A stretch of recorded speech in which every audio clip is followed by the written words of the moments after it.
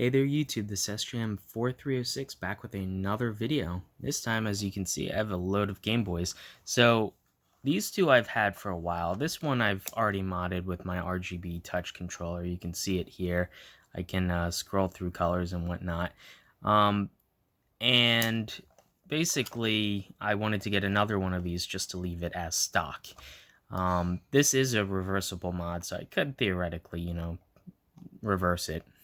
As the name implies, but I just wanted a second one, and I found this guy for really cheap. I think it was, I want to say like 20 or $25, something like that, which is really good deal, especially as it has the original battery door, and it has, I've never seen a clear link port cover, and this is an OEM one, it's not a replacement. So all in all, this is actually in pretty decent condition. There's some like bend stress damage to the battery door tab, but other than that, it's a bit yellowed, but it looks actually in pretty good nick, with the exception of the obvious fault of a cracked LCD, and it looks like there's some pressure damage, something maybe pressed on top of the LCD, and it's a little bit grubby. Anyway, just wanted to see if this guy would power up at all.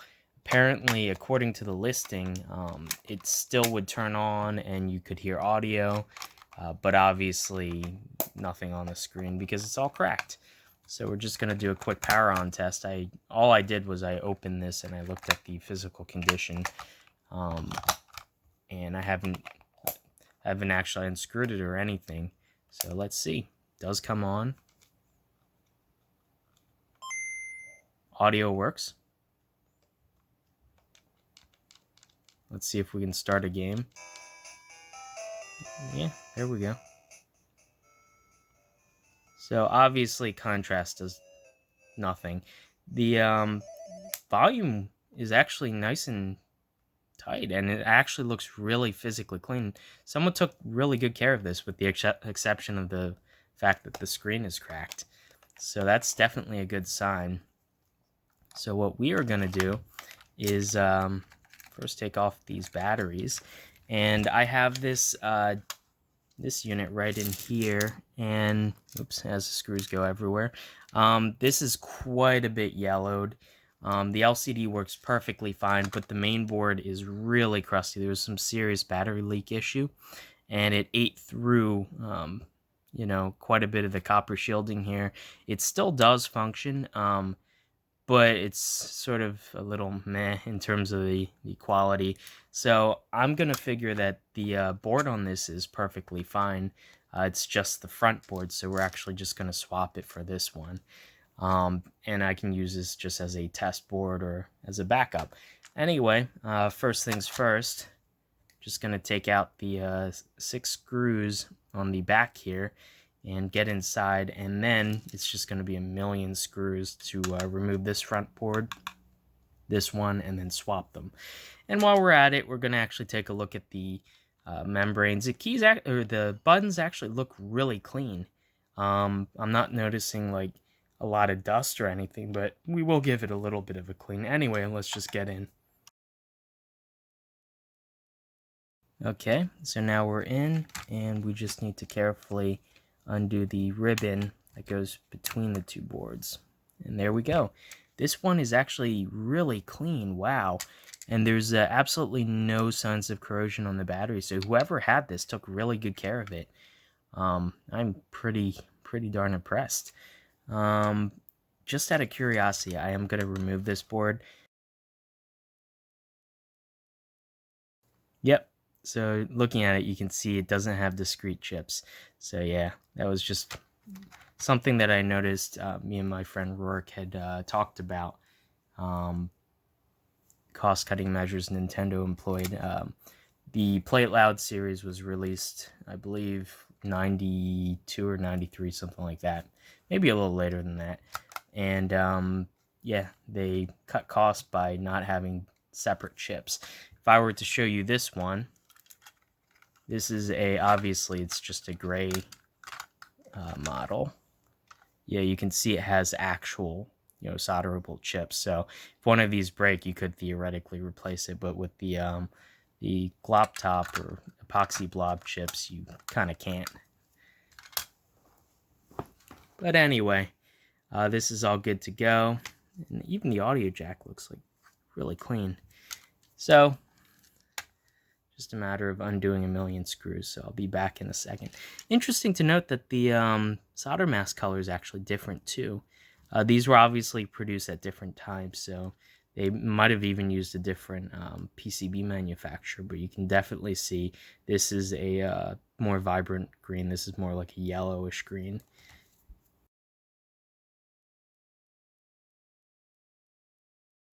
Just going to carefully lift this, even though the LCD is cracked. I don't want to cause any other damage. So it might be kind of in there, so you might have to wiggle it.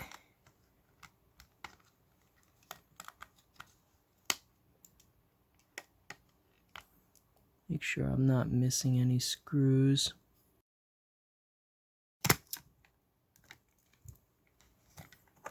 Okay, yeah, there's a bit of adhesive around the screen that was just catching.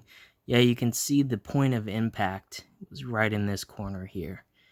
You can see kind of the cracks all emanate from that point, and the liquid crystal. So the reason why the screen goes black is there's actually a liquid in between the two sides of glass that lets light pass through the glass. So where there is liquid and the screen isn't turned on, it looks relatively clear.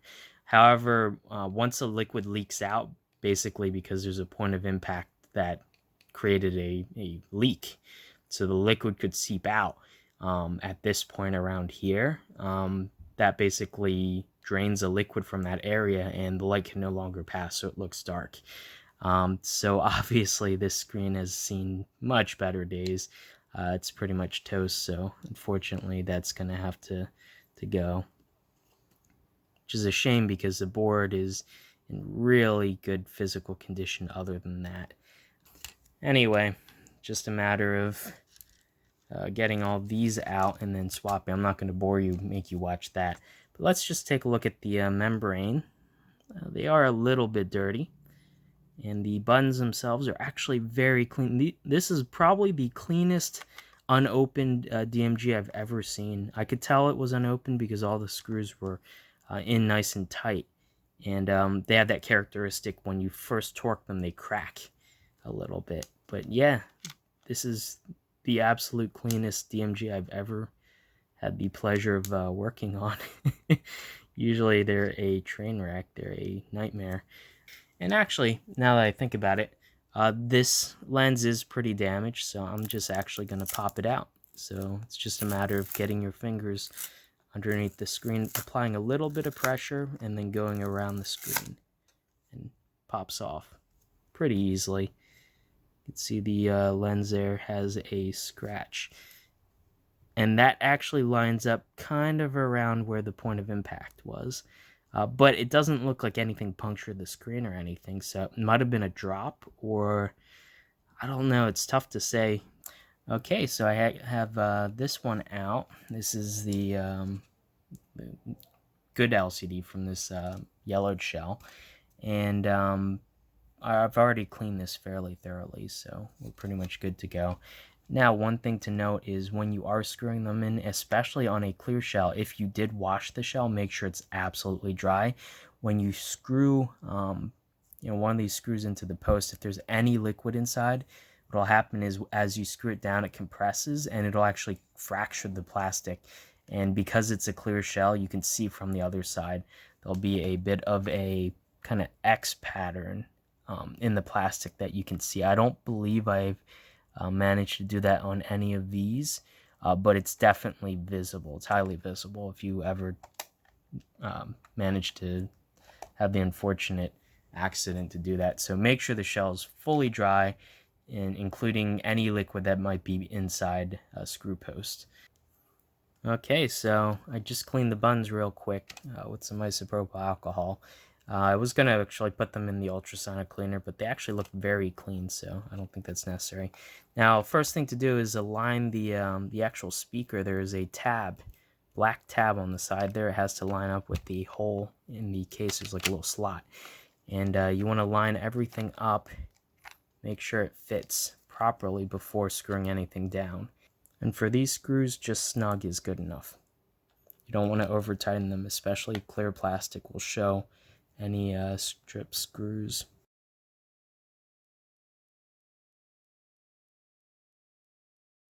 Okay, there we go.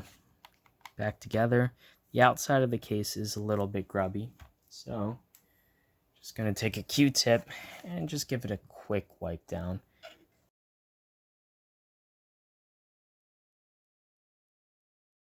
So yeah, look at that. That's all the dirt that was on there. Yeah. So, looks a bit better, but obviously I'm going to have to go over that a little bit better. But good enough. So we're actually going to test with this board. Just going to carefully plug in the connector. In a game, turn it on. Contrast is way too high, but yeah, LCD works perfectly fine there.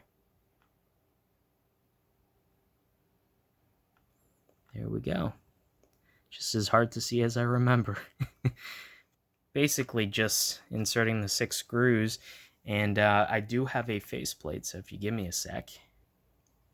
Okay, here we go. Got this guy from my Handheld Legend, and I ordered a bunch of stuff. A battery. This is for a future project, a Game Boy Advance cart slot, the actual pin connectors, and a bunch of glass screen lenses. So we're going to pull out one for the DMG. This is going to be the darker one, specifically for the Play It Loud series. There's also the lighter one, but we're going to try to keep this authentic. Looks like there's 2 protective sheets on here. Very well packed. And we have the protective film.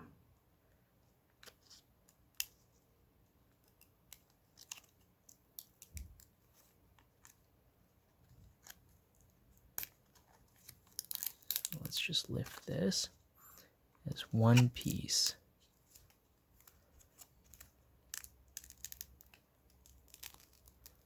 Just try and hold this as little as possible. Just using a tool, not your fingers. You don't want to get dust or anything, fingerprints on here. And we're just going to line this up. Let's see, along the top. Here, along the bottom's a bit easier. And we're going to press this in place. Perfect. It's just a matter of lifting this off. Ta-da! We have a nice glass screen protector now. So yeah, pretty much just 6 screws and you're home free. This back together, put these back in. Ta-da! There we go. So fully works. Still, once again, really hard to see. There. But yeah, so I'm happy with that. Gonna spend a little more time. Probably gonna find a microfiber cloth. Problem with using Q-tips on consoles, it's good for getting into nooks and crannies like buttons, but if you try to clean the surface, it leaves streaking pretty badly. So I'm gonna find a microfiber cloth, put a little bit of isopropyl, and then just go over the entire unit. It's not too dirty, but there definitely is some grime, as evidenced by this. So yeah, overall, not a bad investment. This cost me less than 30 bucks. Pretty sure it was like 25 or something. So definitely not bad. Especially these guys with the battery cover in fully working condition would easily net you like 50 bucks or so in good condition. Now, if it had a working LCD and everything, that would be broken. these are a little bit cheaper, but I still don't really see clear plate louds pop up broken for sale very often. So as soon as I saw this, it was on one of the group feeds on Facebook, and I saw it, and I immediately clicked it to see what the price was, and lo and behold, it was a really good deal. So I immediately snapped this up. So yeah, definitely really cool. So now I have a backlit RGB biverted mod one and a fully stock one that I'm not going to touch this. Going to leave this unmodded. So anyway, yeah, hopefully you guys enjoyed the video. If you guys are into these retro sort of videos, I can't promise that I'll keep buying consoles. If I see a good deal, I definitely will buy it. At the very least, I could always resell this and easily make my money back. But anyway, yeah, if you guys have the unfortunate crack on your LCD screen, unfortunately, you will need to buy a donor console just for the screen. That's just the way these go until I believe there's maybe 1 or 2 third-party drop-in replacement screens, but they're not the exact same size, and they don't look aesthetically identical to the original. So anyway, yeah, hopefully you guys enjoyed the video. This will just be my thumbnail shot right now, and I will see you guys in the next one. Bye. Also, didn't even notice it has the original barcode, but you can see here I have this one doesn't have the full label. It just has this little one. I got this one from China, and this one was in the US, so I'm guessing they have different labelings and whatnot. And I can already see the embossed label is slightly different between the two models. But yeah, you can see different model numbers. There's a way of telling what year it was made, and from like what factory, what province or area, whatever. So there is a way of doing that. I'm sure you could look it up online, but I don't know off the top of my head which one of these was made earlier or later. But yeah,